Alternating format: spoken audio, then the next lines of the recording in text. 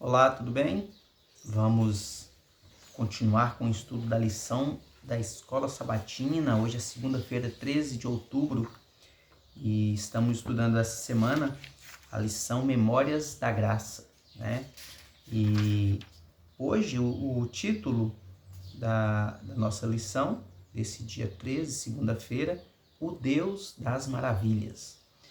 A leitura do texto do livro de Josué aqui, no capítulo 3, a partir do verso 7, vem falando, na verdade, a partir do verso 6, vem falando a respeito das orientações que Deus deu ao povo para que quando eles chegassem às margens do rio Jordão, antes de ultrapassar, né, Deus deu ali orientações para Josué. E as orientações são as seguintes. Verso 6, e também falou aos sacerdotes, dizendo, levantai a arca da aliança e passai adiante do povo. Levantaram, pois, a arca da aliança e foram andando adiante do povo. Então disse o Senhor a Josué, hoje começarei a engrandecer-te perante os olhos de todo Israel, para que saibam que, como fui com Moisés, assim serei contigo. Então Deus fala para Josué, olha, hoje eu vou começar a engrandecer o teu nome para todo Israel, para que eles entendam que, de fato, assim como eu fui com Moisés, assim serei contigo também. Verso 8. Tu, pois, ordenarás aos sacerdotes que levam a arca da aliança, dizendo, ao chegardes à borda das águas do Jordão, parareis aí. Então disse Josué aos filhos de Israel, chegai-vos para cá e ouvi as palavras do Senhor vosso Deus.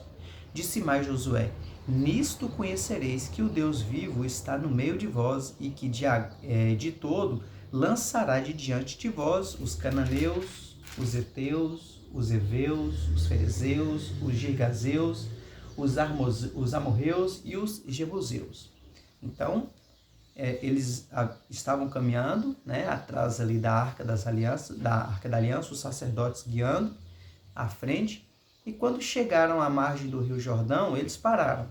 E Josué falou assim, olha, hoje vocês vão, mais uma vez, ter a certeza de que é Deus quem está nos guiando e que Ele vai nos livrar das mãos de todos os moradores dessa terra a qual vamos possuir após atravessarmos o rio, né?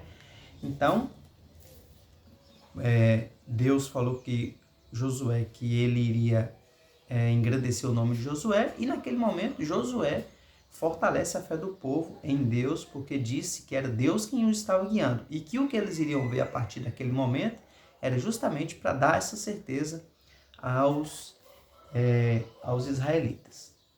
E aí Josué continua falando, eis que a arca da aliança do Senhor de toda a terra, o Senhor de toda a terra, não apenas dos israelitas, passa o Jordão diante de vós. Tomai, pois, agora 12 homens das tribos de Israel, um de cada tribo, porque há de acontecer que assim que as plantas dos pés dos sacerdotes que levam a arca do Senhor, o Senhor de toda a terra, pousem nas águas do Jordão, serão elas cortadas, a saber, as que vêm de cima e se amontoarão. Então eu fico imaginando aquele rio, um rio muito robusto, muita água, e aí está descendo aquela corrente de água, né? Muita água. E aí Josué fala assim, olha, na hora que os sacerdotes colocarem os pés na água, a água vai parar de descer. E como ela vai parar de descer, ela vai acumular desse lado, do lado de cima. Então vai fazer um grande volume de água aqui.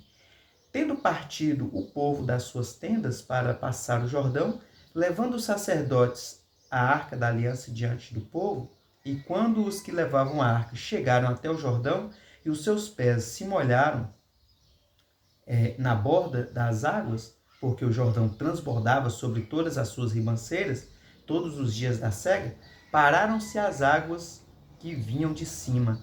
Levantaram-se um montão muito longe da cidade de Adã, que fica ao lado de Sartã, e as que desciam ao mar da Arabá, que é o mar salgado, foram de todo cortadas.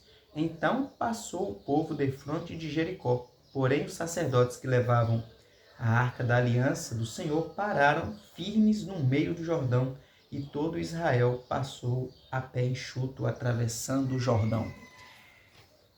Vamos tentar imaginar a cena, os sacerdotes colocaram o pé na água, a água parou de descer no rio, e como a água vinha descendo, ela começou a se acumular desse lado, e virou um grande volume de água alto, né, bem longe.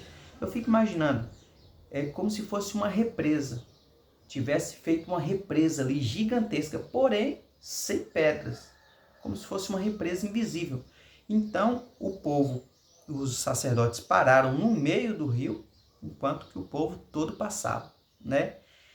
E a lição vem trazendo um detalhe na pergunta para a gente, porque o título da lição, o Deus das Maravilhas. E a pergunta é, o que a travessia milagrosa do Jordão nos diz sobre o Deus a quem servimos? Não é sobre o Deus a quem os israelitas serviram, é o Deus a quem servimos.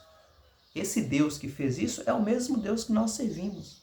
Muitas vezes a gente, mais uma vez eu vou me referir aqui ao videozinho que a gente assiste toda manhã do pastor Gilson Brito.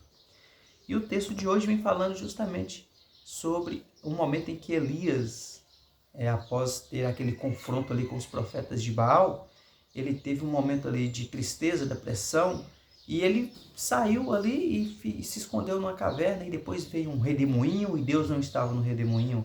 Então veio uma coluna de fogo, e Deus não estava na coluna de fogo. Então veio até que veio um vento suave e tal, e Deus se manifestou ali naquele momento, naquela calmaria, e conversou com Elias.